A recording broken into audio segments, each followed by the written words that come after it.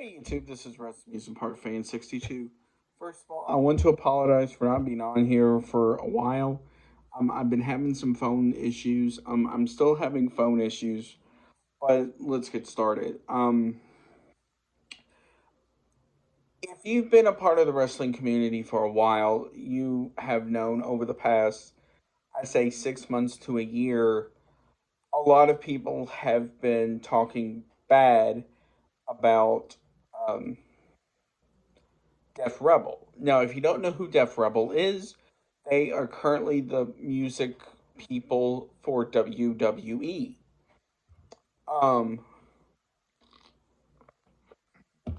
as they took over from CFO. I think it was like 2017, 2018, somewhere in there. Um, so a lot of the current superstars you have now currently have Def Rebel themes, minus a couple. There is a total of, I think it's like 4 or 5 superstars that still have CFO to Jim Johnson themes. Um, and I don't know how that's going to work as far as them keeping it. The ones who currently still have um, CFO themes are Randy Orton. I think that's Jim Johnson. Kevin Owens, Sami Zayn, Becky Lynch, and there's a few others in there. Um, and the main problem with Def Rebel is it depends on how, I feel like how much WWE gives them time to make a song. So if they give them, let's say, a month or two between when a new talent is signed to when they're going to debut, especially going into a big event like the Rumble, WrestleMania, SummerSlam, or Survivor Series, if they give them a longer time period, they can come up with some absolute good themes. Take, for example, Roman Reigns, Bobby Lashley, and there's a few others in there. But the main problem is, I feel like with some of these, they give them so short notice on it where the theme a lot of the times just sounds so generic. Where they just go to the free music section on YouTube, find something that may fit that person, kind of adjust it a little bit, maybe add some more bass to it or whatever, and then put it out there. Um, there have been a lot of people who were calling for Def Rebel to be fired. Do I think that? Yes and no. Um, the main issue is when it comes to them, unfortunately, they have a lot more bad themes that they're known for than good themes.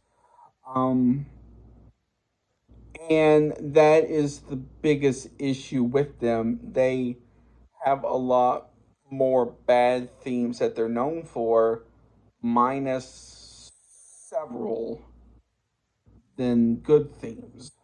Um, and it's one of those situations where they try, but the problem is they don't do they don't live up to the expectations. Especially if it's a new superstar that's maybe highly sought after or whatever. Um, or even some of the current stars now. Um, they're right before WrestleMania. No, the Royal Rumble. Randy Orton was supposed to have a new version of um, his theme. From my understanding, he heard about 15 to 30 seconds of it, and said no. Charlotte Flair, for hers, heard about 15, 30 seconds of it, said no. Um, and that is the main issue. And a lot of the times, too, Def Rebel tries to make something like their old theme and then just do some minor adjustments to it. Now, there are some hit and misses with them. For example, um, with Alexa Bliss, when she was transferring into the Lady Fiend or whatever you want to call her character at the time, um, they came out with um, one where it sort of sounded like spiteful. Um, the new one was called The Fury. So it had a lot of spiteful's sound to it, but it still had the Def Rebel feel. It honestly is not that bad. I give them that. But then when she fully transformed into whatever her character is, they came out with the not so good of um, The Evil Is Mine. The problem with The Evil Was Mine was it was just a lot of Alexa babbling with some rap mixed in. Um, and she also mentioned stuff like her playground and all of that as well. Um, Now, one of the two newer themes a lot of people have been talking about have been AJ Styles and Bailey, and to a point, Damage Control. First, with AJ Styles, for the longest time he had his phenomenal theme.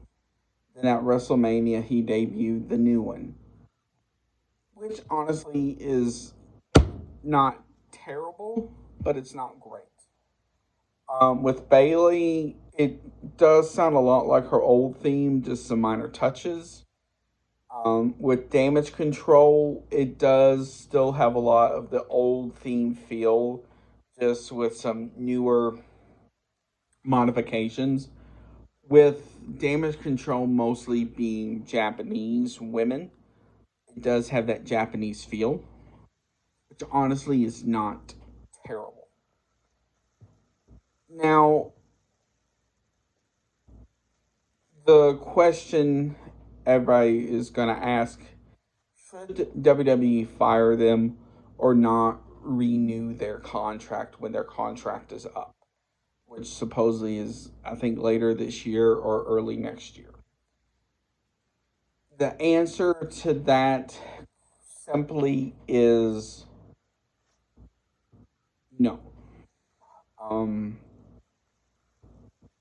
they need to look for other options that can still produce good themes or work with a music studio, Universal, Sony, etc., on for third party themes because there are only a few wrestlers out there, and not just WWE, but you have TNA, AEW, and etc., that they have third party themes, such as Adam Copeland, formerly known as Edge. And there's a few others too. But now, am I saying every superstar has to have a third party theme? No, absolutely not. But I'm saying all these stars need better themes. If you go back to the Women's Royal Rumble from earlier this year, look at videos from a fan's point of view and listen to the reaction to some of the stars. Um, so people like Kaden and Katana, um, and there were several others in there where all you could hear is the music playing and nothing.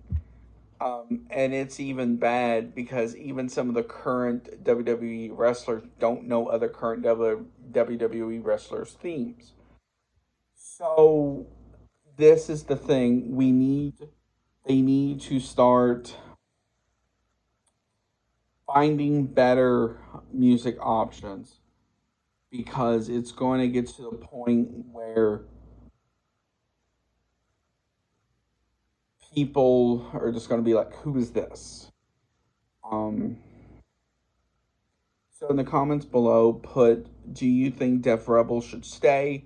Def Rebel should go? What do you think about Def Rebel? If you've heard them, what theme do you like? What theme do you dislike? Um, I'd be glad to hear what your overall thoughts are.